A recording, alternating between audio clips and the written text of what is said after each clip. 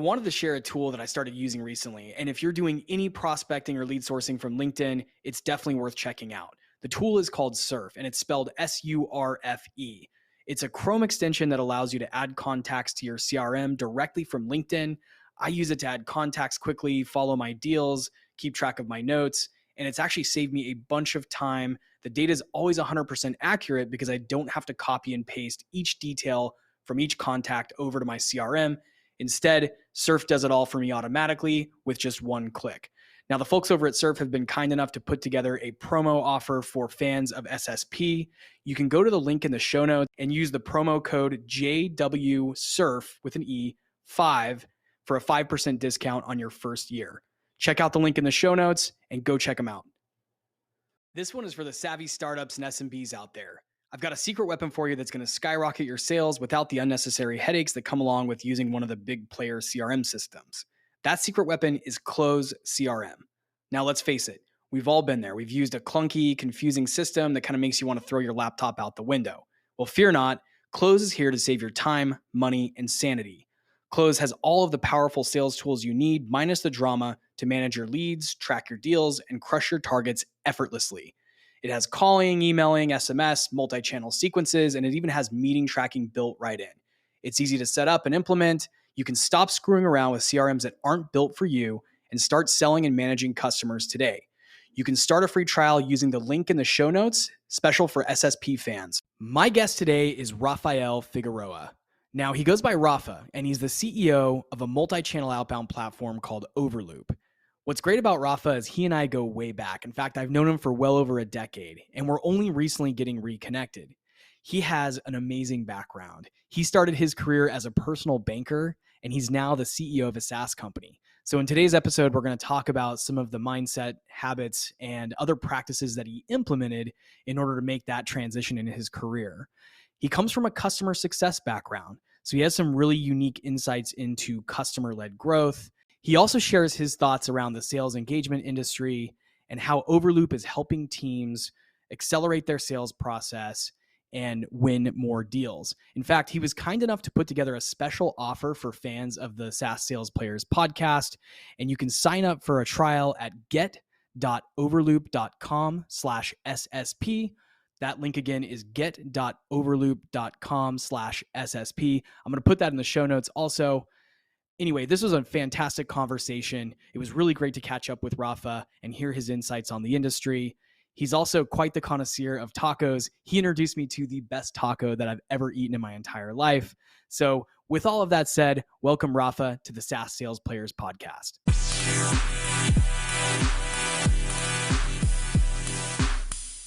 All right, we are live. Rafa, and you go by Rafa now, right? Or is it Raf? Yes, no, I go by Rafa most of the time, so that's perfect. Well, Rafa, welcome to the SaaS Sales Players. I want to actually preface this episode by saying we've known each other for a really long time. I think we met back in 2008. Is that right? Yes, I think that seems right. It's been a long time, and also it was a long time that we haven't spoken to each other. But if it was, It was like we know we spoke yesterday. We can connect quite easily, right? That's what's so funny is I've been reconnecting with some people that I've either worked with 5-10 years ago, and it feels like nothing's changed. It feels like we just spoke yesterday. And I won't go into all the details, but you and I met in a small town outside of Mexico City, which is, it was a lot of fun. At the time, you kind of showed me around some of the parts of Mexico that were just absolutely amazing. And I'll say it on the air here. To this day, the best taco that I've ever had, you introduced me to at Taquitos Yatepec. I've gone back. A few years ago, I went back and ate those tacos, and it is literally the best taco on planet Earth, hands down. Come fight me about it. And it's still open. That's the good news about it. It's still open. I'm glad to hear that because I wasn't sure, post-pandemic if they were still serving up those tacos al pastor, but it is some of the best food in the world down there. And man, I need to get back down there sometime. Yeah, you should definitely. And then also good time to visit Mexico in general. I think right now, good weather, and then also Mexico City, of course, always a fun place to be in. A lot of culture, a lot of fun. So always a good place to visit. Yeah. Just real quick tangent, then we're going to jump into your backstory, but back kind of on the topic of Mexico. Over the last year, actually more than the last year, about the last 18 months, I've been working really closely with a bunch of brands down in Latin America, Mexico, Colombia, Peru, and Chile. And it's been really exciting to see the growth of not just B2B, but B2C brands also. There's a huge, movement in putting capital down in LATAM. And some of the businesses are just super innovative. And if you haven't heard about companies like Rappi, and I could name off probably dozens of them, but there is just some people down there doing some really cool stuff, and it's really exciting to see the growth of technology down there, and some of the innovation that's taking place down there. That's honestly just incredibly impressive, and should be a model for some of the companies here in the United States. Should look to LATAM and see some of the things they're doing. And I know you come from there. I know you're in Europe now, but just wanted to give a kind of plug to the startup scene out in LATAM. That's a very interesting point indeed. I think for B2B companies that serve B2C companies, LATAM is such an interesting market, because finally you're seeing that transformation towards digitalization. You're seeing that transformation towards people being comfortable with using software for small business, mid-market business, and then of course the large corporations that have been present in Latin America for a long time and now are trying to reach or transform to digital processes. I think for B2B companies that sell that B2C software to their customers, it's just the time to get in right now. Yeah. So tell us a little bit about your origin story. How did you get started? And then I know you at some point transitioned into tech, but that was possibly after doing some other things. But just give us kind of the run of your career. Sure. So my background is mainly in financial services. I work for banking. I work in banking for about 10 years, almost 10 years. And that was during the time of the transformation of banking industry in the US, right? That was the time that you start seeing that digital transformation. At the same time, you start seeing online banking becoming quite popular in the US. That took a long time, I have to say. If you compare it to other markets like Europe, in the US, that transformation was a little bit slower. But I had the opportunity to live through it, see how it happened. And then during that time, I was working as a banker in San Francisco, which was the epicenter at that point of the SaaS and the software world in general. And many of my clients actually were SaaS companies that now are big players and quite large companies. But at that time, this was just starting. And it was a very interesting time to be a banker there, because many of my clients would invite me over to their offices. I would have an opportunity to see how different the culture was, right? I would arrive in my suit and my tie and have a very formal conversation and realize that they were working a very different way and they were building relationships in a very different way from us. So that was quite a cultural shock, you could call it that way. And then that sparked my interest, I would say, in that world. Later down the road, with the digital transformation of banking, I realized that fintech was a category, and I was very interested in it. And I landed my first job in Belgium, in Brussels, working for a fintech company as a customer success manager. And that was a very small startup. We were 40 people at the time that I got started. When I left, almost 400 people, and a part of a very large corporation that offers all kind of work services and financial services. So it was a very interesting experience for me to see that. And I really got to experience the culture, the growth, the impact that you can have on a startup or scale up, which is tremendous. And coming from the corporate world, that was a big difference for me. And it was very exciting for me to see.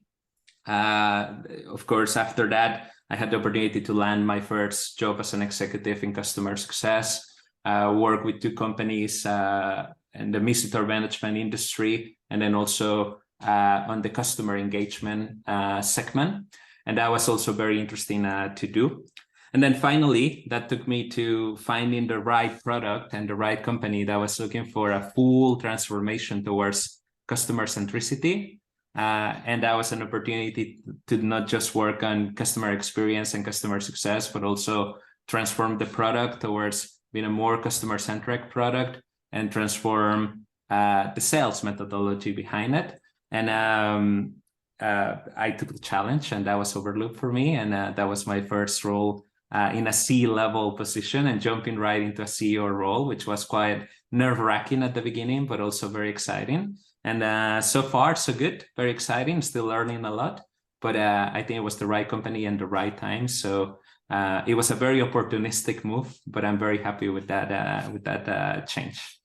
Well, I have a lot of confidence that Overloop is, I mean, it seems like it's already a great brand, but I think that we're going to see it as a household name in B2B. And I think it's cool to hear that you took, an ambitious role. So there's a lot to unpack here, because what I just heard is you went from personal banker to CEO of a tech company over 10 years or so, roughly. I'm sure there was a lot of learnings along the way. Tell us about some of the things that maybe earlier in the first half of your career helped prepare you for taking the role that you're in now at Overloop.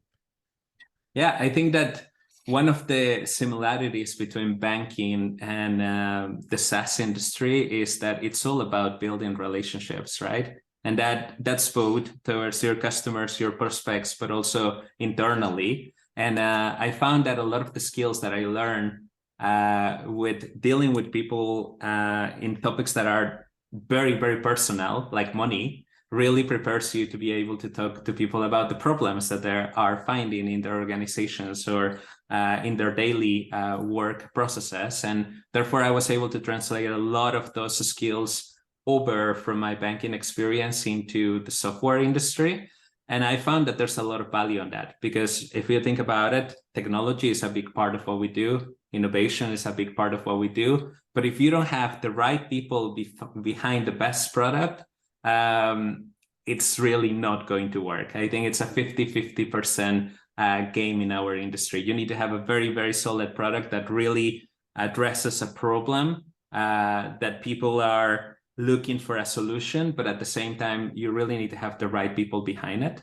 And I think a lot of the learnings that I was able to bring with me from banking helped me to understand how to build relationships and how to do that in a way that people feel confident about talking to me about their problems and talking to them about solutions, which of course are the different products that myself and your audience are selling and talking about every day. I love that, because that's been not only what I've built my whole career on, is my ability to develop and nurture relationships. But when I look at some of the top performing sales reps, the top performing leaders that I've worked with, that is what I've found to be a common denominator, is they're very good at creating, a personalized relationship. They add a lot of value, but it's not in a way that's corny or cliche. It's in a way that's very genuine, and there's a real care deep down to help and solve problems. And so I love to hear that that's exactly how you sort of transform from personal banker to executive leader of a SaaS company, and that's at the kind of center of that transformation is your ability to build that network and those relationships and really solve problems in a deep and meaningful way. Tell us a little bit about sort of learning the art of selling, because I know you came from a customer success background.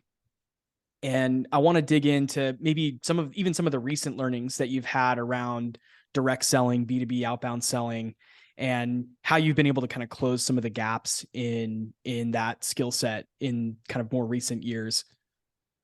That's a very good topic to talk about, because I've always said it as a VP of customer success. I think that this was one of my main objectives. It was nurturing and building a very good relationship with our sales teams. I think that the best partnership that you can have in any SaaS company is definitely sales and customer success. If that works, you're going to have very good results on both the acquisition side and the retention side. And we know that nowadays that's extremely important for the bottom line of any SaaS company.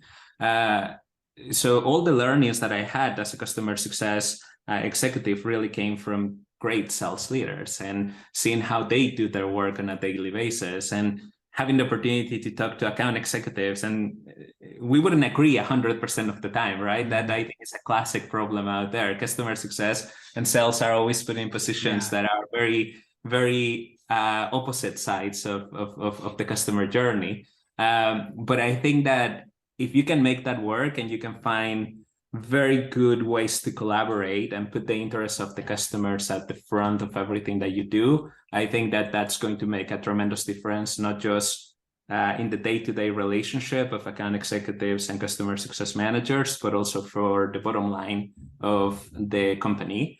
And with that in mind, I think that for me, it was a very nerve-wracking experience to be a sales leader without having been an account executive beforehand, and having that day-to-day experience. But again, I had the opportunity to really observe how many sales leaders did it in the past. And when I took this job, I made it a priority to go out there, reach out to people on LinkedIn, reach out to some of my past professional connections and network, and interview them, right? Have the opportunity to ask them questions about how they did it, what worked, what didn't work. And that really helped me to understand how really what's a priority and what's not a priority in the sales world, and change my mindset quite a little bit. I think that it was important for me to come with an open mind and understand that sales is a different game from customer success, and learn from experts on that side. And that was important.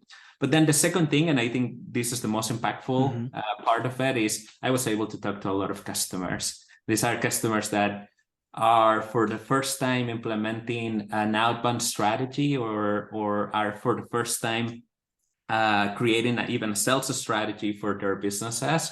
And they use our tool as a platform to help them scale that strategy. And I think that those conversations were very valuable to me, not just to understand how our product solves a problem, but also to learn about the day-to-day processes and strategies that really help scale sales teams. And a lot of those learnings, I combined them, and I was able to apply them into what we do in Overlook, which used to be mainly product-led category company. And now we're making the transition towards that sales-led category as well, which was a new channel for us.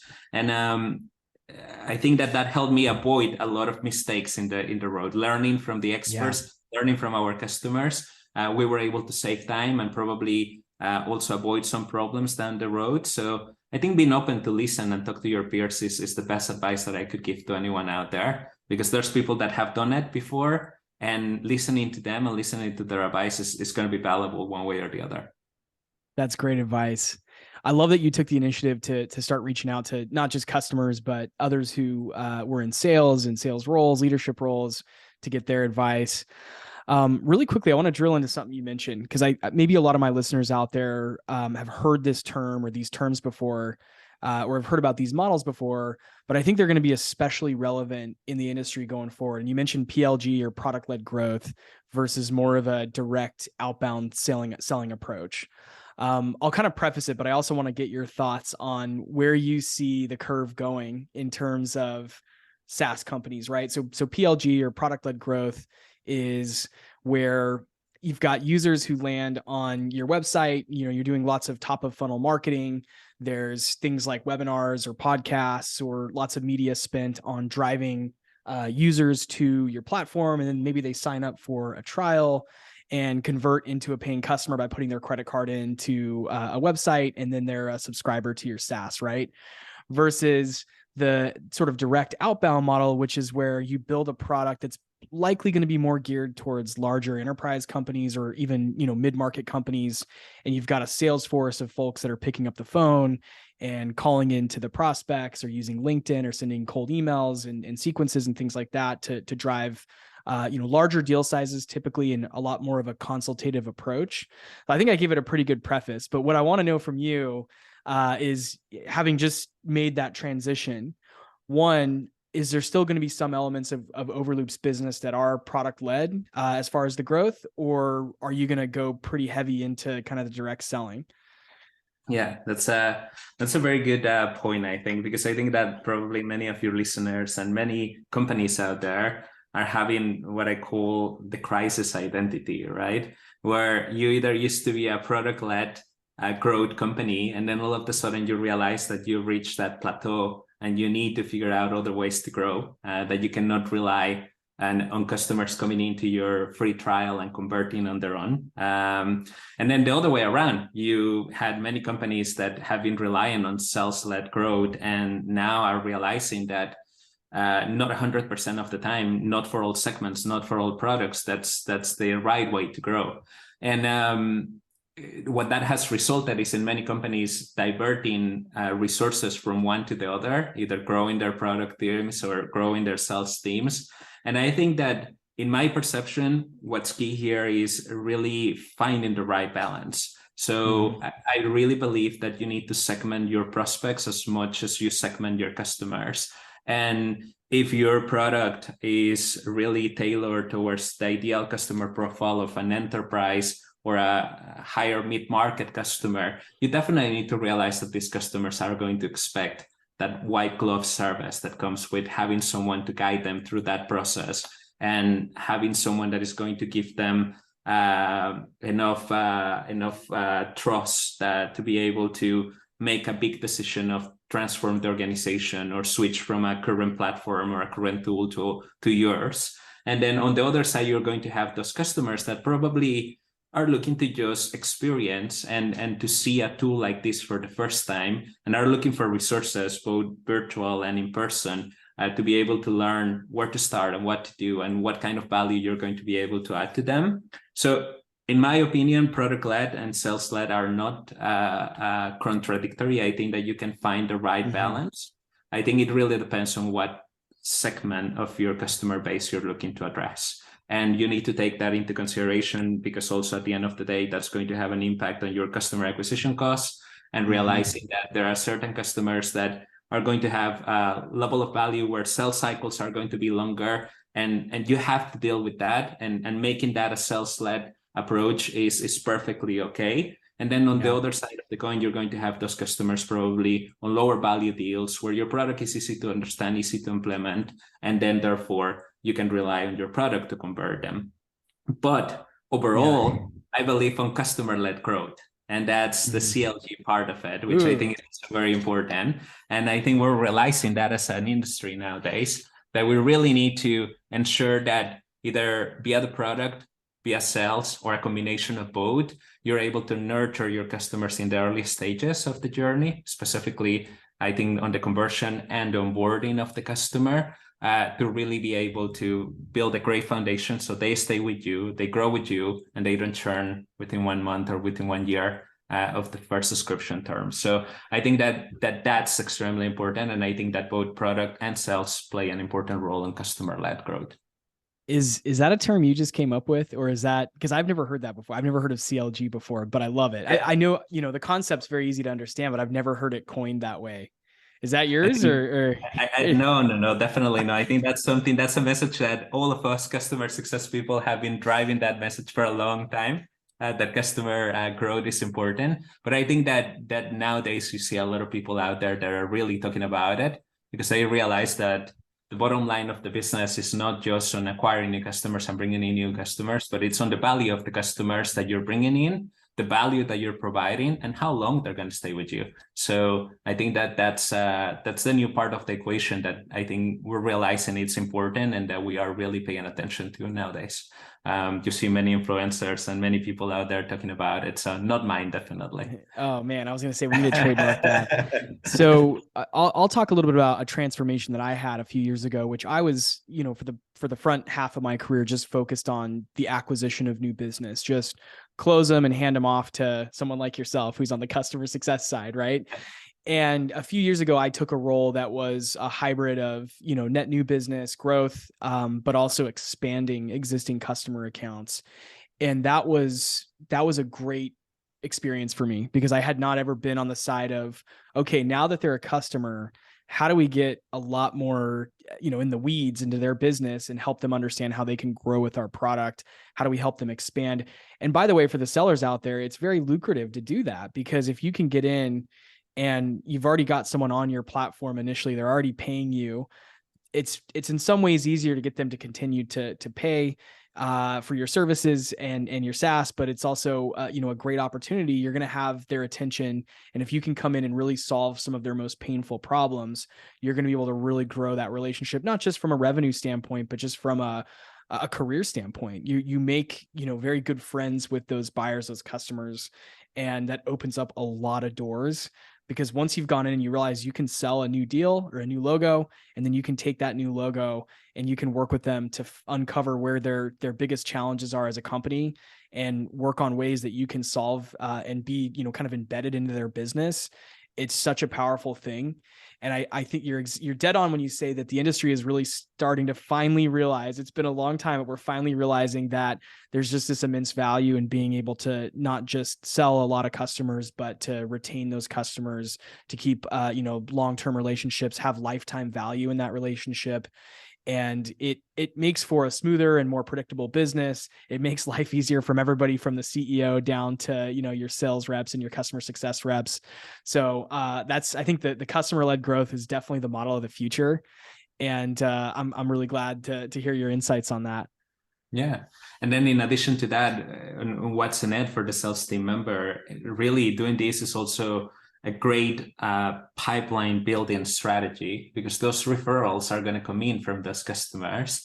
And also those reviews are going to come in from those customers, which is also important. If you look at the way that people buy software products today, they go in and look at the reviews. It's not just relying on the advice of the sales team member anymore, but they really do their homework. And I think it's a very good investment for you as a sales team member to ensure that they have a positive experience, not just during the buying process, but also post-sales.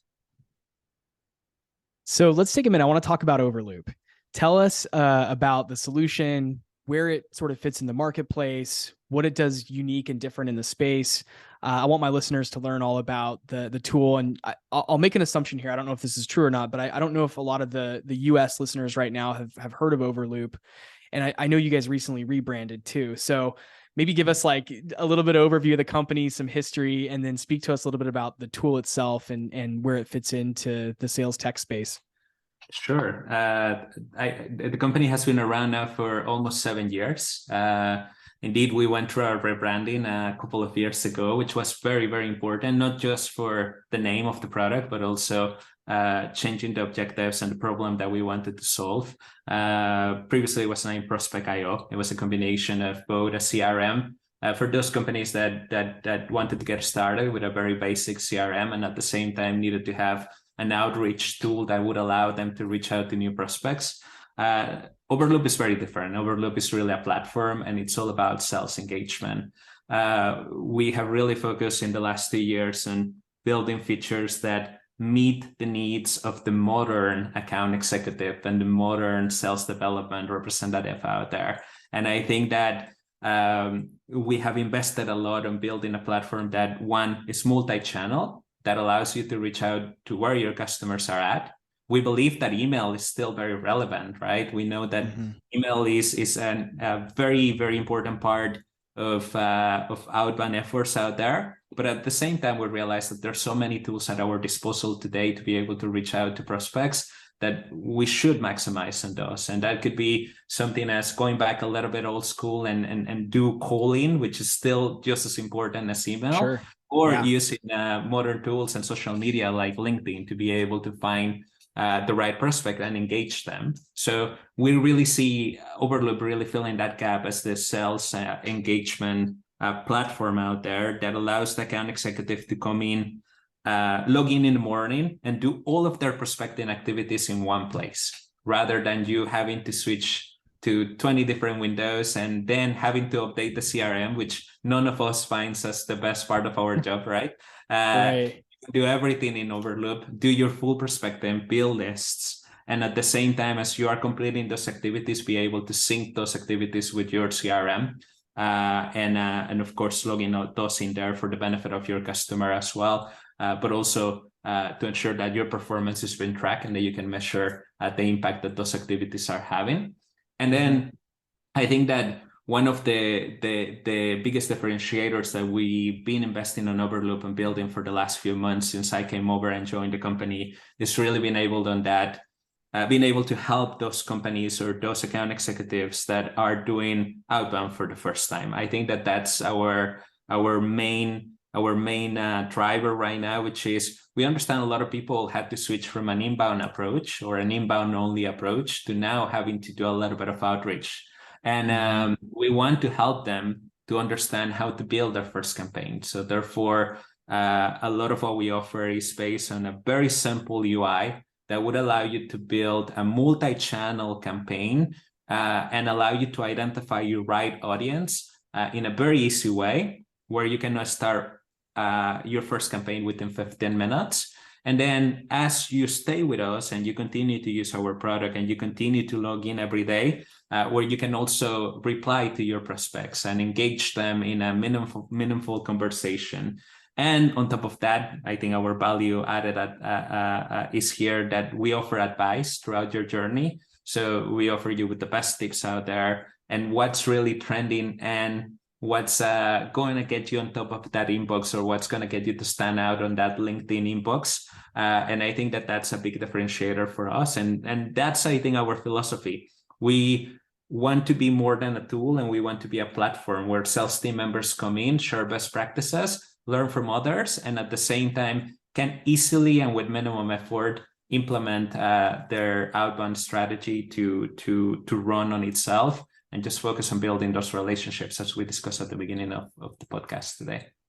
So I got a lot of questions. So first I want to start with you said the advice and kind of the trends. Are those built into Overloop's interface, or do those come through another channel? How, as a seller, how do I get, suggestions or recommendations on how to reach out to a prospect or what to say? Both of them. Okay. Our campaign, our workflow builder has been built in a way where you're going to have a sidebar and receive advice on what's the step that should follow in that sequence, right? So we have built a product that really helps you to understand what are some of the activities that are going to be most effective on engaging your audience. And we recommend those. And then the second part, as I mentioned earlier today, we really want to put the right people behind it. So we have recruited a lot of talent that are outbound experts, and we brought them in as our sales team members and our customer success team members. And one of the biggest differences between us and our competition is that we have a very solid onboarding that is based on the product, making it simple to understand, giving you a product knowledge base where you can really go in and find answers to many of your questions, a very quick support that allows you to get a reply within 5 minutes. But at the same time, we complemented that with our customer success team, which from the time that you become a customer to the time that you're all set up and running your first campaigns is going to help you with templates, and it's going to help you with advice, and it's going to help you with the content of your campaigns. And I think that that's key for someone that is just starting and that is looking to build an effective way to engage new prospects. So it's a combination of both the product and people. That's so cool. So can you write and build sequences or automations within the platform? So if I wanted to set up a campaign that cold emails maybe a list of my prospects that I met at a trade show, I could do that with Overloop?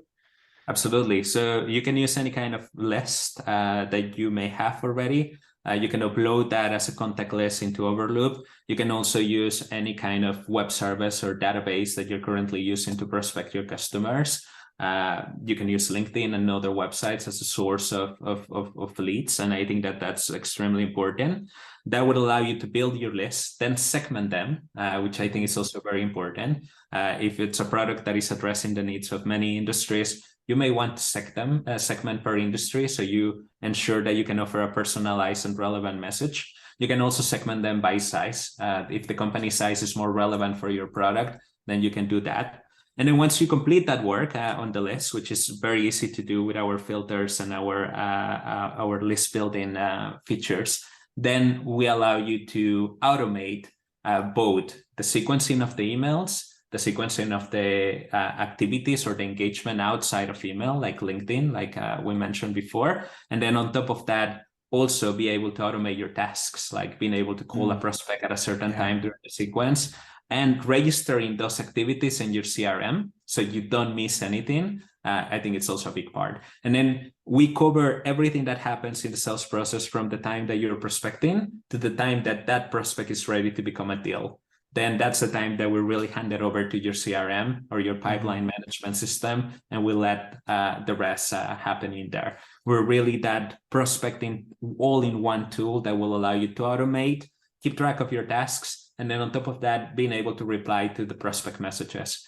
Many of the replies that you're going to get in your campaigns are going to need a little bit of nurturing, right? It may not be that you get the appointment right there and then. So we also give you the tools to be able to nurture those via an integration with Calendly, for example, where you can immediately send those team members, those prospects your Calendly link and allow them to book an appointment, or things like reminding you that it's time to call that prospect. And that you should definitely follow up with a call. So all of that can be definitely automated, and then on top of that, optimize, because you will be able to track your progress and see what works, what doesn't work, experiment a little bit. And once you find that flow that works for you, continue to feed leads to that. So it sounds like it's got elements that are similar to, and I'm going to name off some of the kind of big gorillas in the different spaces. Like it's got some of the capabilities of ZoomInfo or Discover. I don't remember if it's called Discover.org or ZoomInfo now. I've used both. I think they merged a while back. But then it also has some of the elements of like a SalesLoft or an Outreach. But then it integrates with an existing CRM. So if I already use Salesforce or HubSpot or something like that, I could just integrate Overloop into the CRM. Is that all of that's fair statement so far? That is perfect. And I think that Overloop lives between those lead sources, right? Which could be, as you mentioned, ZoomInfo, it can be LinkedIn, it can be any website of your companies that may be interesting for you as a sales team member, and your CRM. There's a gap in between, right? And what's the gap? Normally, if you have to build a list on your CRM, if you have to engage your prospects on your CRM, you're going to have your email window open. You're going to have your sales navigator open. You're going to have your HubSpot or your Salesforce next to it and updated manually, right, of everything that you're doing on the site. So Overloop really closes the gap between your lead source and your CRM and automates the input from your lead sources and the output to your CRM. Wow. And I can, as a rep, live within Overloop. That would be my primary, pane of glass, if you will, or the single pane of glass that I'd have for my sales workflows would be, I can manage everything within the Overloop dashboard. So I don't have to be jumping around to 20 different tabs and have a bunch of screens open and manually update things over here and then write something over here. Okay. Yeah, that's amazing. Yeah, exactly. And that's the problem that I think we're solving. If you look at the trend, and you see Salesforce, for example, publishing these reports year over year, where you see how much time does a sales team member actually spend selling, that number keeps reducing. And why? Because we have focused so much on adding so many tools and adding so many steps to the process, that now in the last report, which was 2022, you see that a sales team member only spends about 30% of the time actually selling. Wow. And that's, I think, a big problem. So we wanted to take care of that remaining 70% and empower team members to self-source leads on their own in whatever sources they want to use. It could be the one that your company provides, or it could be your own creativity that gives you sources for leads. And then automate that process that is very painful of prospecting and updating your CRM at the same time. You might have already mentioned this, but I want to just make sure it's clear. So what if my company has a lot of inbounds that come in, whether it's, organic or we're paying for paid media in some way? Is there a way to set up a task to remind me to reach out to someone right away who comes in inbound with interest in a demo or something? You can definitely automate the inbound process into Overloop, engage them also via the campaigns that you may create. We see many customers, for example, that create outbound campaigns that are fully designed for prospects that they are reaching out to. But at the same time, they create a separate sequence for those ones that came in inbound and where they want to nurture them via email, via LinkedIn, via calls, or via scheduling a demo, for example. They can do that. So we see some companies that definitely would use Overloop for inbound. However, we see that the big value for us is really on being able to complement your inbound pipeline. We know that many of you out there cannot survive in your inbound pipeline anymore, and we want to help solve that problem. We want to help you close that gap between your target and your inbound pipeline. And I think that the main value that we offer is on that outbound outreach. However, yes, it's flexible. The tool is flexible enough that will allow you to build campaigns for inbound as well. Wow. So tell us a little bit about maybe some of the top integrations that you see in your customer base now. What are some of the what's like top 3 tools that Overloop integrates in with in a seamless way? Yeah, I think CRMs is a very, very, very good topic to talk about, because I was discussing this with the product team recently. I think that's a category that is really, really consolidating on 3 major players. We used to offer many integrations out there with different CRMs, and the list kept growing. Now we're seeing actually the opposite trend, where really the CRMs are really consolidating in 3 for our industries. Many SaaS companies are our customers, so we see that definitely Salesforce, HubSpot, and Pipedrive are the top 3 integrations when it comes to CRM. And we continue to see a lot of growth in that. And then at the same time, in our marketplace, I think being able to offer a real-time notification system to the sales team member that is doing demos and in the middle trying to prospect via Slack or other communication tools that are very similar, like Microsoft Teams as well. Some companies adopting Teams more and more are definitely also important. So after CRMs, which I mentioned, the top 3, then Slack and Microsoft Teams are some of the ones that we see. And then also, I think I mentioned this earlier, is demo booking and appointment booking tools that simplify the ability for your prospect to book a meeting with you. Definitely are on our top ones. Calendly definitely been very popular for Overloop. Yeah. And I think that more and more we tend to see also integrations with other tools, like being able to build a landing page. We offered some integrations with some main providers, and I think that we'll see that integrations in the outbound efforts will become just more and more relevant as you see that outbound gains importance and relevance in the sales process. Yeah.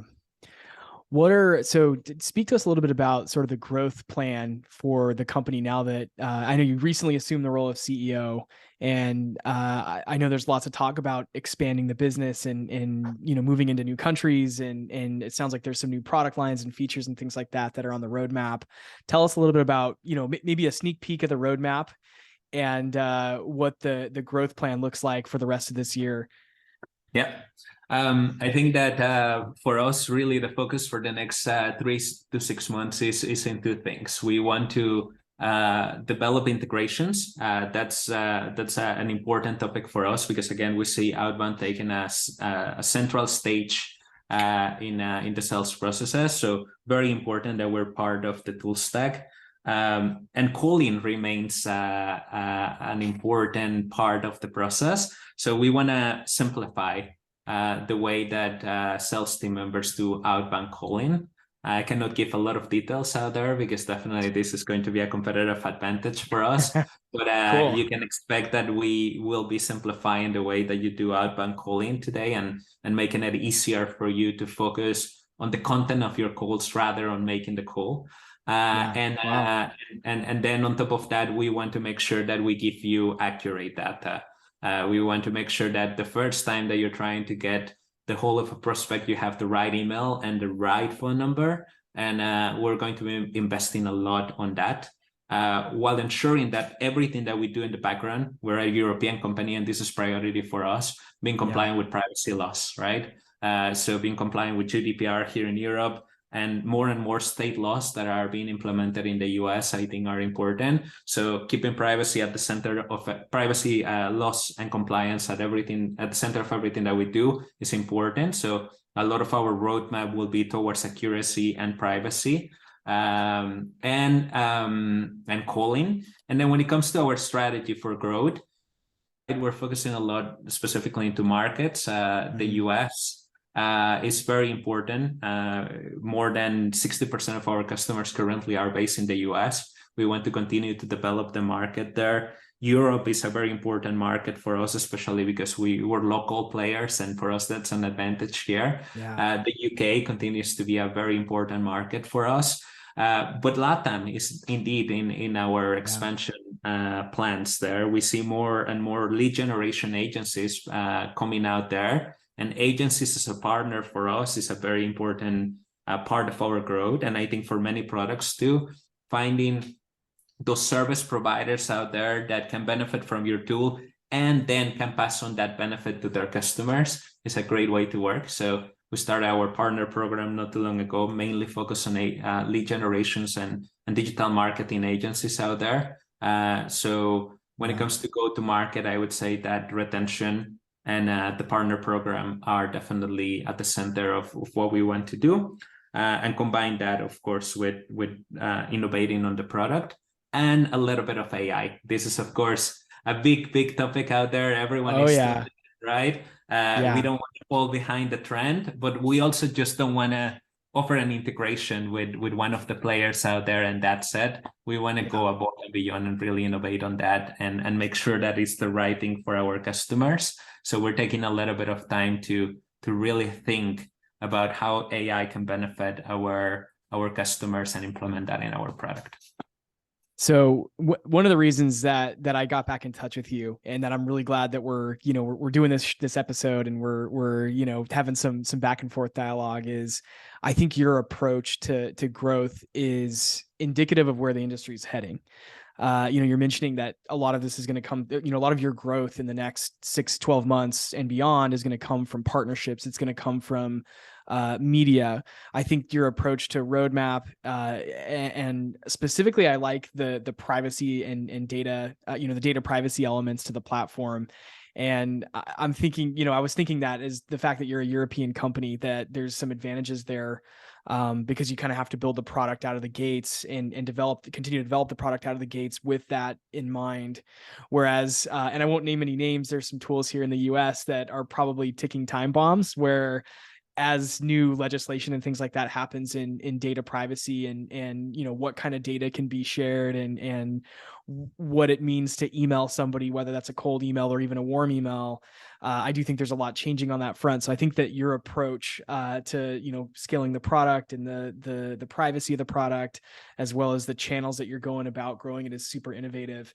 And I'm so glad that you're sharing this, because I think there's a lot of people out there that can benefit from a shift in the mindset in how to think about, developing a roadmap, or how to think about growing pipeline. And I think you're thinking about it exactly the right way. And from my perspective, you're looking around the corner and you're seeing what's to come in the industry, not just, on the things I just mentioned, but also this kind of customer-led growth. How do we listen to our customers? How do we understand them very well? Down to the rep level. It sounds like your team has really gone down to that rep level and said, hey, people are only spending 30% of their time selling. How do we change that? Because that's what we're hired for, is to actually do the selling, not to update CRMs, not to run queries within a system. We shouldn't be spending 70% of our day querying systems and doing manual data entry. We should be on the phone with our prospects with quality content and a quality, value-oriented message. So I'm just super excited that we got reconnected. Rafa, how can my listeners get in touch with you, and how can they learn more about Overloop? Yeah, I think that we a couple of things here. One is we definitely would invite everyone out there to try out our product. We offer a 14-day free trial. So take advantage of that, and take advantage of the link at the description of the podcast that will link you right into being able to create a trial out there and experience Overloop on your own. And of course, if you have any feedback, don't hesitate to reach out. And please connect with me. I think that that's important.